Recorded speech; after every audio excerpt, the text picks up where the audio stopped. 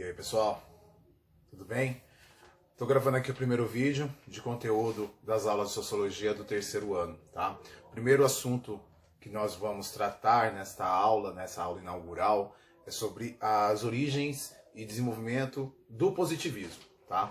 Inicialmente, essa aula eu vou explicar o que é positivismo, e depois a gente vai partir para uma análise mais aprofundada dos desenvolvedores do positivismo e como o positivismo é visto hoje em dia, tá? As aulas todas vão ser baseadas no conteúdo daquela apostila que eu disponibilizei para vocês em PDF. Então, qualquer coisa, vocês dão uma lida, uma organizada depois, dá uma revisada para vocês poderem se entender melhor, tá? Ao final da aula, a gente vai ter uma tarefinha para fazer, beleza? Que é a tarefa que vai contar como presença para essa aula de Sociologia, tá bom? Então vamos lá. Positivismo. Quando que surge o positivismo, né? Quando surge a Sociologia, como nós conhecemos hoje? A Sociologia, ela surge como uma das consequências da Revolução Industrial. Então, por exemplo, até a Revolução Industrial, a maioria das pessoas viviam no campo.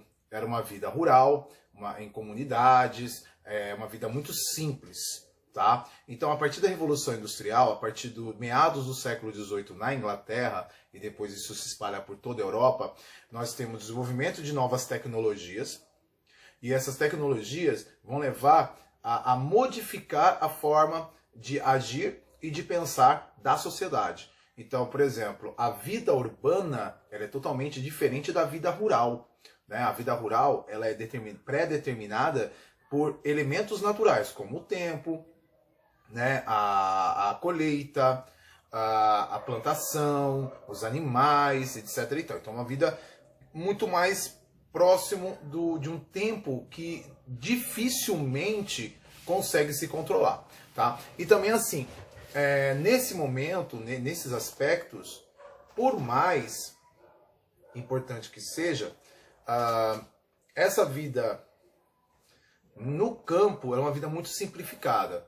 Desde as pessoas mais ricas às mais pobres no campo, eles têm uma vida muito simples. A diferenciação é os bens que eles têm, tá? Mas esses bens não vão gerar que nós vamos ver como uma grande desigualdade social, um grande problema social, tá? A única diferença é que quem tem mais dinheiro manda e quem tem menos dinheiro, ali, menos poder, obedece.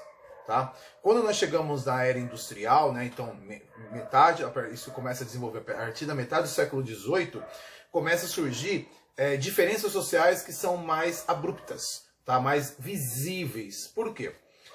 Numa área rural as pessoas viviam muito distantes, viviam em comunidades isoladas, que 99% das pessoas tinham o mesmo estilo de vida, pensavam muito parecido, o mesmo linguajar, etc. e tal. Então era uma sociedade assim, a sociedade rural do ponto de vista científico era muito simples, muito conservadora, baseada em preceitos religiosos, no ciclo da natureza, na agricultura, na pecuária, nos animais, etc. e tal.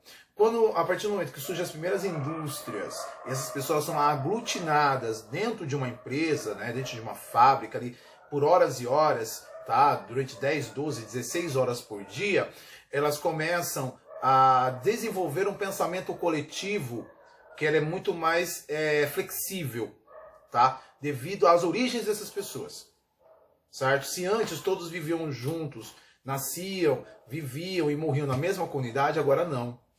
Na área urbana, vivendo dentro de empresas, esse senso coletivo ele modifica completamente, porque ele não continua homogêneo, ele se torna heterogêneo. E aí, é claro, grupos começam a perceber que a principal forma que eles têm de modificar algum aspecto social é a luta.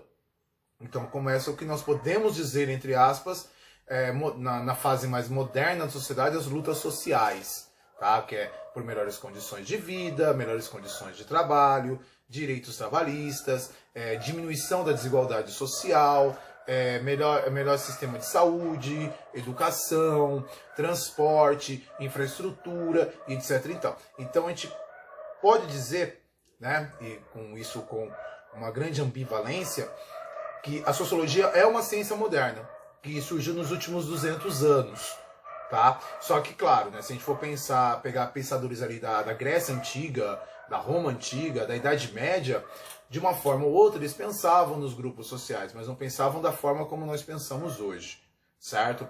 E é claro, esse pensamento também que surge, esse pensamento social, é uma das consequências também do movimento iluminista do século XVII, né? Início do século XVII até meados do século XVIII, onde filósofos europeus e alguns estadunidenses, né, eles começaram a desenvolver a ideias que levariam a uma liberdade, né, uma maior liberdade intelectual, uma liberdade social, né, pensando sempre em métodos científicos. Tá? Então é muito importante entender também que a Revolução Industrial ela só foi possível a partir de uma mudança de mentalidade dessa burguesia europeia, principalmente, que passou a não aceitar tanto elementos míticos religiosos e começou a buscar mais elementos científicos. E essa busca, esse desenvolvimento de elementos científicos, né, baseado na experiência, na metodologia, na busca pela verdade, tá, levou ao desenvolvimento das indústrias, que levou a mudanças sociais drásticas. Então, também, além da Revolução Industrial, o movimento iluminista, tá, ele influencia muito, muito mesmo dentro da ideia de sociedade, dentro da ideia de sociologia, dentro desse aspecto de modernidade. Tá? Autores como Montesquieu, Voltaire, tá? São muito importantes dentro das obras de sociologia. Claro, eles são considerados sociólogos? Não, eles são filósofos. Tá? Eles estavam mais preocupados na maneira das pessoas pensarem e agirem, certo? Hoje em dia, os filósofos e sociólogos eles são pessoas totalmente com base de interpretação diferentes. Então, por exemplo, o filósofo está muito preocupado na forma que você pensa. Tá? O que levou você a desenvolver aquela atitude? Qual pensamento você levou? Então, ele está pensando na ética, ele está pensando na cidadania, ele está pensando na religiosidade, etc. e tal. Já o sociólogo, ele pensa de uma forma talvez mais abrangente, mais aberta, uma forma mais externa. Tá? O que seria essa forma externa? Claro, ele tem essa preocupação de tentar entender quais motivos, causas, razões, circunstâncias levar as pessoas a terem determinadas atitudes, mas ele também pensa nas consequências dessas atitudes, certo? Então a filosofia ela fica muito no campo ainda do abstrato, tá? Da forma da pessoa pensar. Já quando a gente vai para a sociologia, a gente fica no campo da experiência, naquilo que eles experimentaram, nas consequências dessas experiências, tá? E aí nós entramos num campo mais concreto, tá? Da consequência daquilo. Como, por exemplo, hoje em dia, quais são os principais temas de sociologia? Pobreza, miséria, desigualdade social, o que mais? A gente pode colocar violência, criminalidade, direitos trabalhistas, direitos políticos, maior acesso à informação, fake news, tudo isso entra em sociologia. E vocês forem, claro, pensar, ela está muito atrelada à filosofia. Tá? Por quê? Porque nossa sociedade é dividida em camadas sociais. Então a gente vai ver, por exemplo, as teorias marxistas, que vai falar lá, ó, camadas sociais, luta de classes, etc. e tal. A segunda coisa, a gente também vai ver que a religião influencia no nosso método, no nosso modo de pensar, tá? Indireta ou diretamente. Então nós vamos entrar no método weberiano. Ao mesmo tempo, a gente tem que ver o positivismo também, que é o nosso primeiro tema de desenvolvimento dessas aulas, porque eles vão pensar no seguinte, no método científico. Tá? Sociologia é uma ciência? Sim. Por quê? Porque ela tem uma metodologia. O que seria uma metodologia? Seria uma forma de analisar a sociedade especificamente. Tá? Os positivistas, eles talvez sejam o primeiro grupo que vão desenvolver essas metodologias sobre as ciências sociais, sobre a sociologia. Então, meados do século XIX, tá? O primeiro, o idealizador, né, o que vai ser considerado o pai da sociologia, é o Auguste Comte, que é um filósofo francês, tá? Mas a gente vai entrar na próxima aula. Mas o seguinte, positivismo, positividade. Os positivistas, eles tinham uma visão que a pesquisa científica social não deveria procurar causas últimas que derivem de alguma fonte externa, mas sim confinar-se ao estudo de relações existentes entre os fatos que são diretamente acessíveis pela observação. Então, o primeiro método científico, que é a observação. Vamos observar o que está ocorrendo. Tá? a gente vai se preocupar com a causa. Os positivistas se preocupavam com a causa e não com a consequência, certo? Eles achavam que a causa era a parte mais importante da ideia social. Por quê? Se nós detectarmos a causa, poderemos desenvolver um método para evitar essa causa, que seria como se fosse um antídoto, né? Como se fosse uma vacina para aquela causa. Tá? Então eles estão muito focados, infelizmente, né, depois a gente vai ver isso um pouco mais aprofundadamente, os positivistas viam a sociedade como cálculos matemáticos, tá? Como uma coisa exata, e não como algo humano. Ele via como uma coisa exata. Essa é a principal crítica que se faz aos positivistas. Então ele via a sociedade como algo concreto e imutável. Existiam anomalias, que é comum, então em tempos existiriam anomalias, só que devido a esse fato concreto ser extremamente forte, né, extremamente poderoso, era uma questão de tempo para que o fator em si, a sociedade, desenvolvesse métodos, atitudes que superassem essas anomalias, esses traumas. Então, por exemplo, na concepção positivista, a miséria é algo social, mas antes de tudo é algo econômico. Então, a melhor distribuição de renda, que é algo mais ligado ao racional, acabaria com a pobreza. Tá?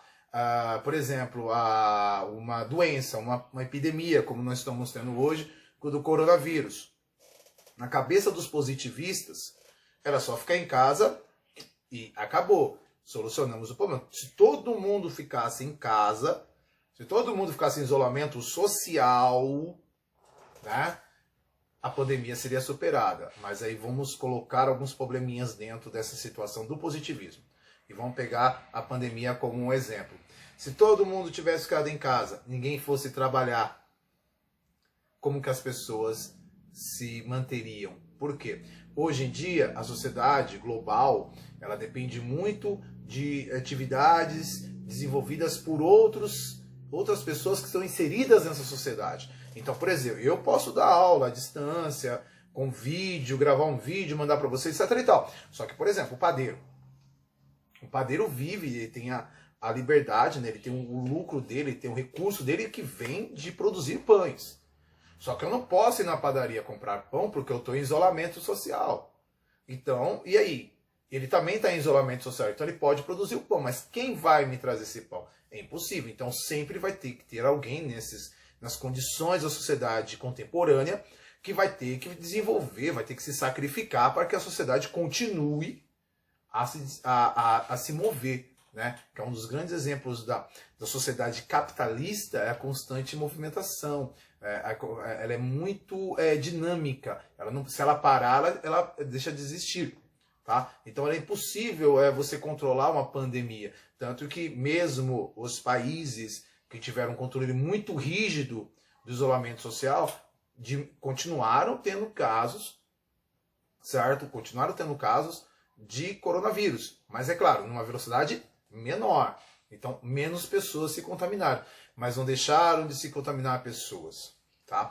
Em países que foram mais superficiais no controle do isolamento social, os casos, né, os casos de infecção aumentaram de uma forma colossal, gigantescas. Né? E aí, é claro, mesmo agora ainda, já com vacinas desenvolvidas e uma parte da população mundial sendo vacinada, eles ainda continuam tendo um aumento dos casos. Então é uma coisa assim, a sociedade é muito dinâmica para ser presa a metodologias concretas.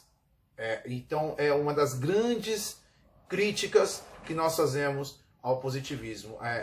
Os métodos positivistas, eles são muito engessados. Eles não modificam, eles não mudam, sendo que a sociedade é dinâmica. Então, qualquer método que eu use para analisar a sociedade, eu tenho que adaptar esse método. Eu não posso ser rígido demais. Eu não posso ser certinho demais esse método. Eu sempre tenho que ir adaptando.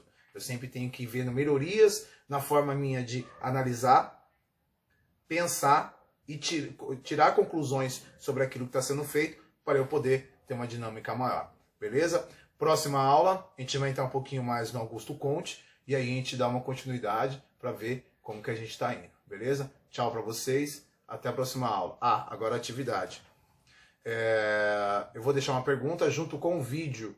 E aí vocês respondem. Vocês podem me mandar em forma de vídeo essa resposta ou em forma de texto. Ok? E aí a gente conversa depois. Claro que essa pergunta tem a ver com a aula. Então assistam a aula antes de tudo. Tá bom, pessoal? Tchau e até a próxima aula de vídeo. Bye, bye.